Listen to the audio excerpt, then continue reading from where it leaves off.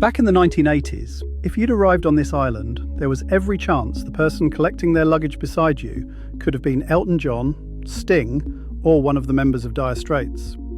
This tiny island had become an unlikely magnet for the biggest stars on the planet. But today, the airport they landed at, and the capital they drove through afterwards, are both buried beneath volcanic ash.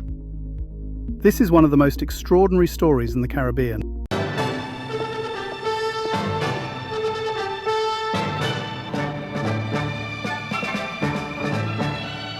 Welcome to Montserrat.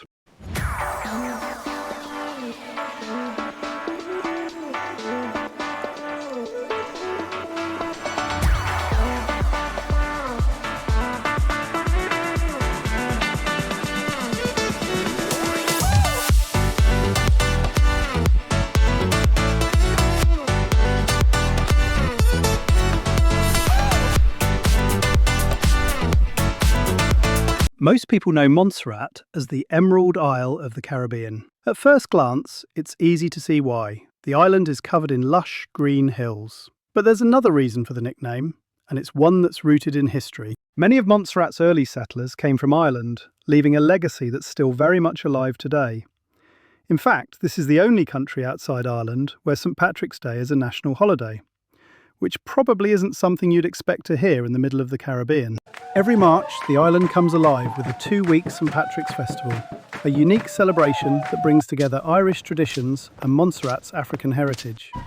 It's a reminder that this small island has a history that's every bit as rich and unexpected as its landscape. In 1979, George Martin arrived on Montserrat.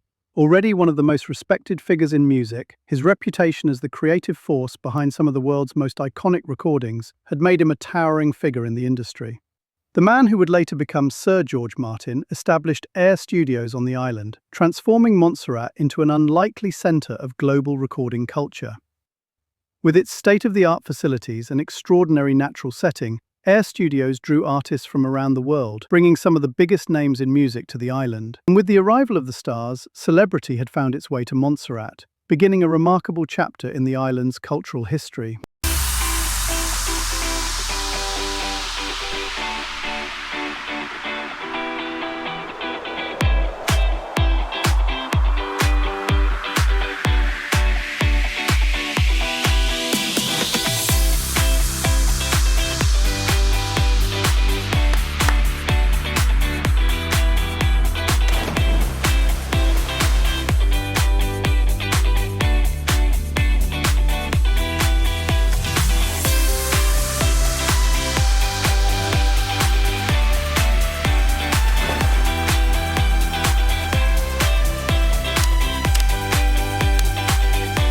The golden years couldn't last forever. In 1989, Hurricane Hugo swept across the Caribbean, leaving a trail of destruction in its wake. Air Studios was badly damaged and never reopened. The celebrity era quietly came to an end, and for a while, Montserrat seemed to lose a little of its sparkle.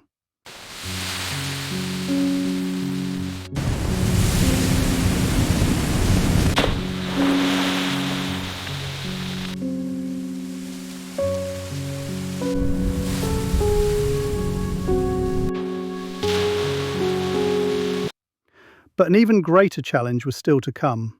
Just 6 years later, the Soufrière Hills Volcano awoke after centuries of silence. It started with a tremor.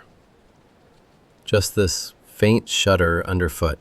And then the roar hit. Not just a sound, but this wall of noise that rolled right across the island. The ground wouldn't stop shaking.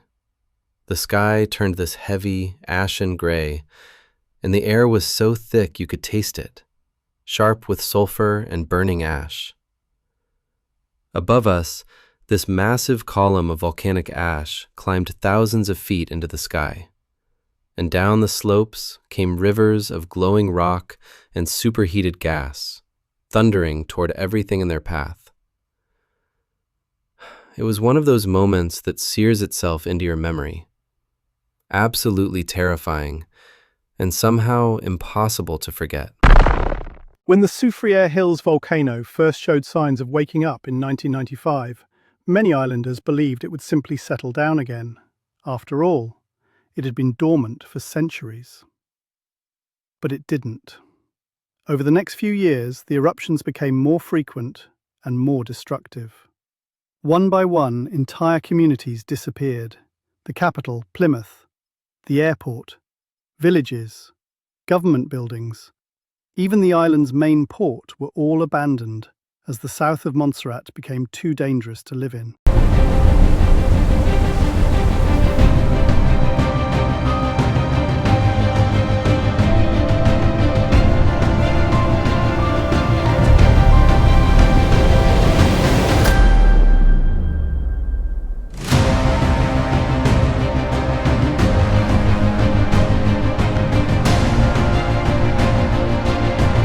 Before the eruptions, around 12,000 people lived here.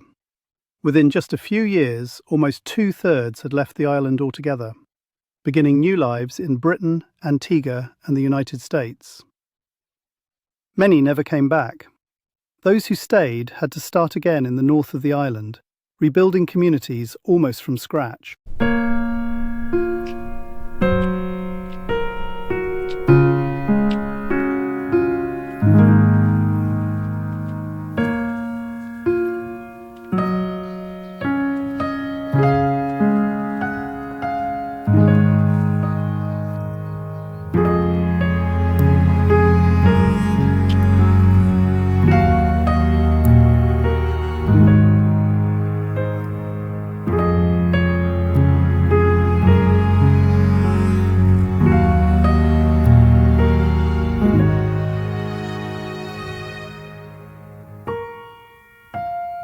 As a British overseas territory, Montserrat wasn't facing this disaster alone. In the early days of the crisis, the priority was simple: keeping people safe. Emergency food and medical supplies arrived, temporary shelters were built, families were evacuated, and essential services were relocated to the north of the island. But it quickly became clear this wasn't going to be a short-term emergency. In 1996, the UK announced a £25 million package to help rebuild the safer northern part of Montserrat. Over the years that followed, that support grew into hundreds of millions of pounds. New homes were built, new roads, schools, government buildings, and even a completely new airport.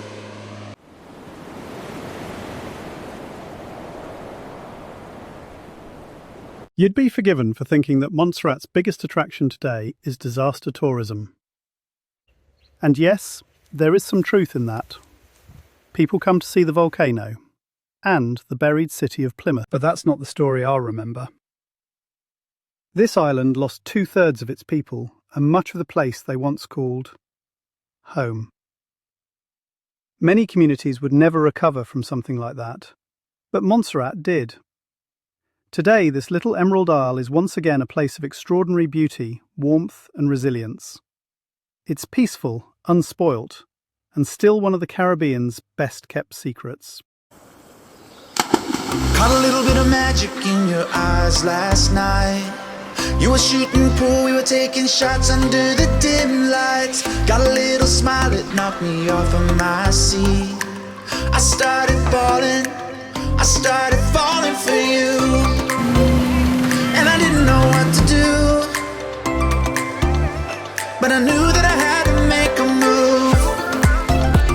From the moment that I watched you walk into my life, yeah, I just knew that I had to make a move.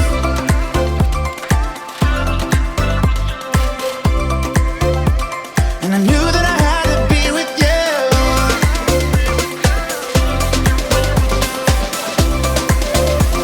I just knew that I had to be with you.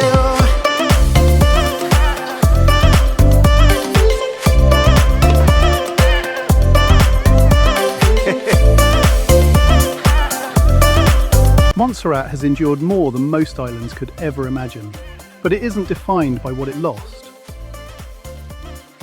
It's defined by the people who stayed, rebuilt, and never gave up.